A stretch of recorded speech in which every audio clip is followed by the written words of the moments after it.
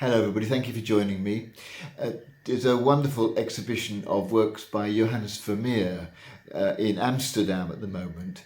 It's apparently a wonderful display of his work, so popular that even if we could afford to go from here to see it, we wouldn't get in. It's completely booked right to the schedule ending in June. But of the works on display there, one of them, The Girl with the Flute, is actually, it's recently been discovered, not by Vermeer, but they've decided to include it anyway. Suspicion was aroused because it's one of only two that's painted on wooden panels. So it was always suspected that it might not be his. But recently, research has really analysed the two paintings that were done on wooden panels.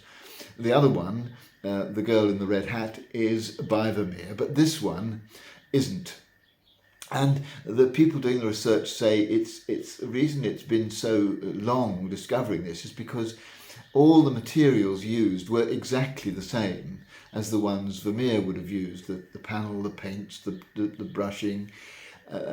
But there is something about the way the paint is layered, the way the paint is used in the picture, that when it's looked at really closely indicates that this is not by Vermeer. In other words, the materials that the fraudster had were the same, but he used them differently. And it made me realise and think again about the way in which in our human personalities we feel as though we're given certain characteristics, that they're part of our makeup, and that sometimes we don't feel we've got a great deal of choice about how we use these ingredients, these materials.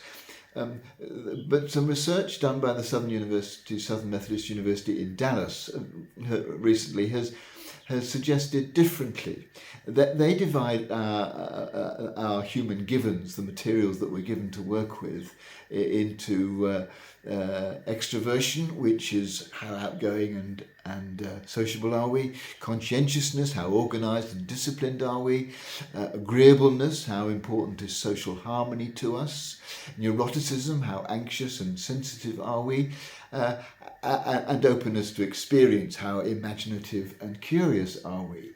And they argue that a lot of us assume that whatever we feel we've got in these areas, we're stuck with. But their argument is that we can use the materials that we've been given in our lives differently, and that we can take small steps to change ourselves, so that, for example, if we feel we are too introvert and would rather be more extrovert, then we can make a point of every time we go shopping engaging in conversation with the cashier. Something small like that can help to change us. Or if we're feeling we're not conscientious enough, we can make a habit of making a list for what we're going to do the next day, be a bit more organised. Or if, for example, we feel we're a bit neurotic, a bit over anxious, we can make a habit of trying to write down how we're feeling, a method which enables us to feel some control over our feelings. In other words, there are ways in which we can take those aspects of our personalities which we maybe don't like but feel we're stuck with, and in very small ways, which we'd have to mostly invent for ourselves, in very small ways gradually change who we are. Because in a quote that is often attributed to Aristotle, though may have been said by him, we become what we repeatedly do.